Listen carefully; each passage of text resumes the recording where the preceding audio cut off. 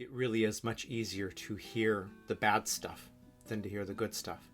The question is, what do we do when we're the ones who are primarily communicating the bad stuff?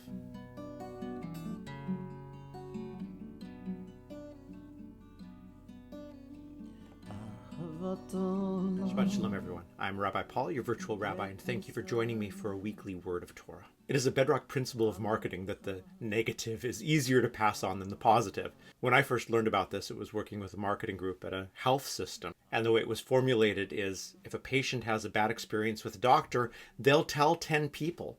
If a patient has a good experience with a doctor, they'll tell 2 or 3. This would be amusing if, especially the way society is formulated right now with the ease of sending off anonymous comments and how those anonymous comments can affect real lives, real businesses. But I think even more importantly, it would be amusing if it wasn't for the personal, real, actual, true effect that had on us. I mean, let's just assume for a second that these figures I got from marketing and health systems work identically when it comes to how we talk to ourselves or how we process information from other people. That means we are processing 3 to 4 times more negative information than we are positive information. For some of this really is going to ring true.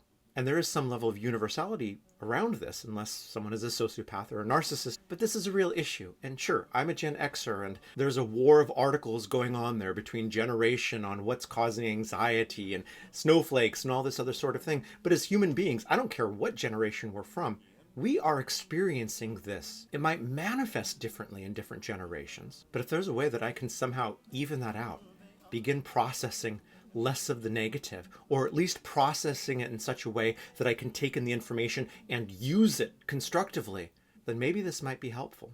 I think there's a clue in this week's Torah portion. We are in the second Parashat of Devarim, the book of Deuteronomy. It is Parashat Vaetchanan. And I think that the text right at the beginning of the third triennial cycle has some fascinating clues. Once again, we're in the book of Deuteronomy, and one of the easiest ways to understand Deuteronomy is Moses' last sermon, lasting months, standing on a soapbox saying, this is everything you need to know. So there's a lot of repetition. And it shouldn't be massively surprising when that repetition leads to such lines as, Moses summoned all the Israelites and said to them, Hear, O Israel, the laws and rules that I proclaim to you this day. Study them and observe them faithfully. It doesn't seem like there's anything here that is totally shocking, totally beyond belief. And if we were to close our eyes, we could expect a repetition of the most key commandments that we have heard up until this point. But that's not what happens immediately after this. We read, Our God, the Eternal, made a covenant with us at Horeb. It was not with our ancestors that the Eternal made this covenant, but with us, the living, every one of us who is here today. This might be a little bit confusing as, hey, wasn't the 40 years of wandering in the wilderness supposed to kill off the generation that complained after the 12 spies returned from their reconnoiter of the promised land? And the answer is, well, the people that couldn't enter the promised land were those who were considered adult. And so we've got a lot of young people who did experience the exodus from Egypt. But if this is the case, then this should be obvious. Why is Moses reminding these people? I mean, if they were there to experience it, then what's in it for him? What's the purpose of such a reminder? But the memory focuses on something specific and something really interesting. Face to face, panim befanim, the Eternal spoke to you on the mountain out of the fire. I stood between the Eternal and you at that time to convey the Eternal's words to you, for you were afraid of the fire and did not go up to the mountain. Now, if we're supposed to be listening to a passage where the law is repeated, then why is the emotional state of the moment being repeated? More so, there's some trigger words here. Face to face. Panim vepanim. We know from the book of Exodus, no one can see my face and live. And usually we then ask the question of how that balances at the very end of Torah when we learn that Moses was the greatest of all prophets, for he knew God face to face. Panim el panim. But we forget this little one that, no, it was all the people, which, according to Midrash, is all of us. We, at that synagogic moment, we all experienced God face to face, which we're not supposed to be able to do. So something else is going on here. We're being told something else. We're being told to look further. This information is different than you think it is. Now, if we go back to the book of Exodus and the way that this works in the narrative as well as Midrashim afterwards, as the people started climbing the mountain to hear the law, the voice of the Eternal was too powerful for them. And there's an amazing image from Midrash of souls coming out of bodies and the Eternal having to shove the souls back in the bodies. And in the text in Exodus, Moses is saying, okay, wait, send all the people down because they're dying because your word is too strong. So sweeten your word. I'm going to listen to you and this is all going to be okay. But once again, why is Moses focusing on this instead of just giving us a nice repetition of what we have to do to light the Hanukkah candles the right way and make sure that our kosher kitchen is as kosher as we want it to be? And the answer is that the giving of the law is indeed, yes, giving of chukim umishpatim, giving of laws and rules and regulations.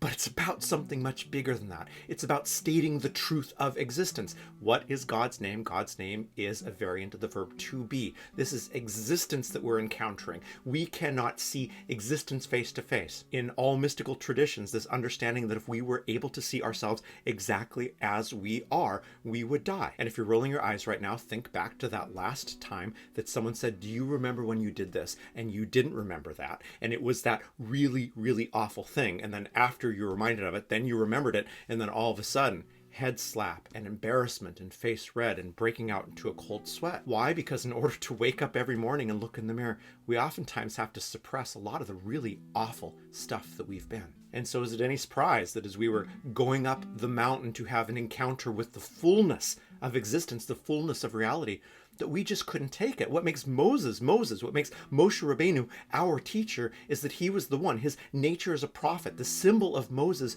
is that which allows us to filter out just enough so we can learn in the moment what we need to learn. And so when Moses says, I stood between the eternal and you, it's a reminder, not of rules and regulations, but of the nature of existence to the people gathered there. We constantly see this narrative from Sinai, the wandering in the wilderness, entering into the promised land as an unfolding of this is what you have to do. And we constantly forget how much the Torah is about learning about how to be. I'm not talking about how to be by following rules and regulations from 3,000 years ago and applying them to life today. That is not what I'm talking about. I'm talking about how to be aware of the universality of human experience and this incredible mystical statement in Torah that we are unable to see the fullness of ourselves, the fullness of reality at any time, is as true then as it is today. None of us want to see ourselves as we are, which perhaps seems that maybe I'm trying to give the opposite message that it seemed that I was giving at the beginning of this sermon.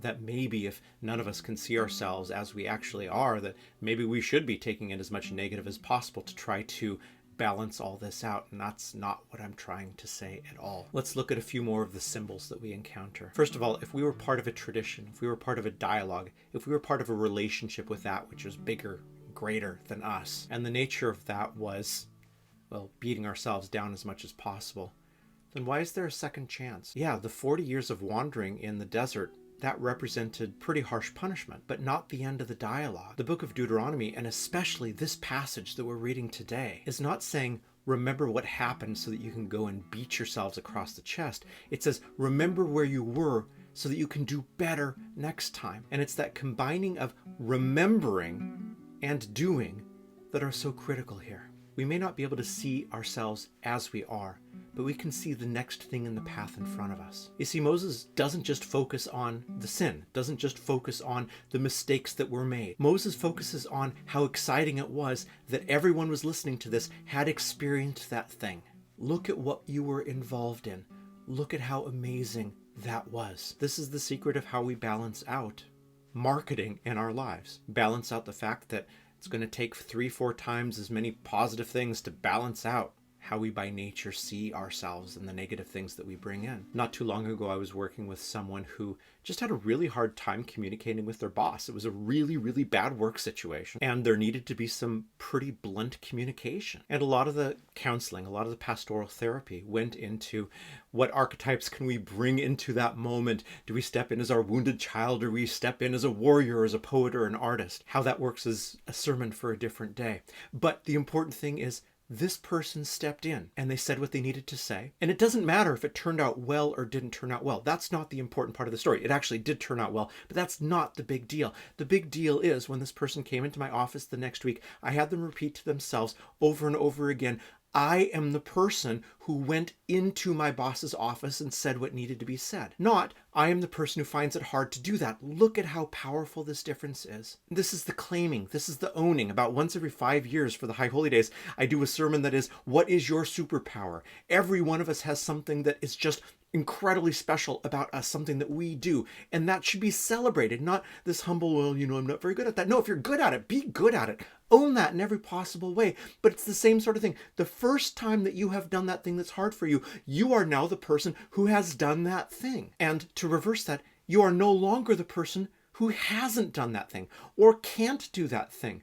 By the very definition of doing, you can never claim to not be able to do that. You've done it. So say it. Claim it in that moment. That one thing completely wipes away this ratio of 10 to 2, 10 to 3. Marketing be damned. As soon as we do something, that is who we are. That is now a part of our nature if we claim it, if we allow that memory to be present in our lives, if we stand up in that moment and say, I am that person. I was present in my own life when that thing happened. I am the person who does this. This is who I am. This is my nature. The people who were at Sinai, and then 40 years later, were listening to Moses' last words. This had to happen. Spiritually, the underlying truth is you cannot enter into the next phase. That's what the promised land is. The 40 years of wandering, that is the psychological and spiritual reality of after we've come out of our addictions, our narrow places, those things which keep us in bondage. It takes a time, it takes a transitional amount of time for us to move ourselves from the people who were in bondage to the people who are no longer in bondage. 40 years for us to sit there and say, we are now the people who are not in bondage. That is our nature. And then as we were about to step over the river into the promised land, look at all these symbols that are here. Moses is trying one last time to say, remember, you were present. You are not the people who ran away because you couldn't meet God to face. You met God face to face and did not die. You looked at the hardest thing to look at, yourselves. And here you are, ready to move on. Not in spite of that, but because of that. This is who you are. Claim who you are and realize that is who you are. Why do you think the name of God is a variation of to be? And with that, you've all got an assignment. This week, all of you, everyone out there listening to this, has done something that you have not acknowledged yet, done something that you've been struggling to do. So now go do it. Go look in the mirror, look in the camera, send me a note, leave it in the comments below to lift other people up with that. But claim, I am the person who wrote that letter. I am the person who can communicate that thing. I am the person who set a boundary. I am the person who went one day without that substance. I am that. I am no longer the person who can't go a day without that substance. I'm no longer the person who can't live an hour without calling that person. I am the person who has taken that step further. Shabbat Shalom, everyone. I'll see you next time. Et amor Yisrael.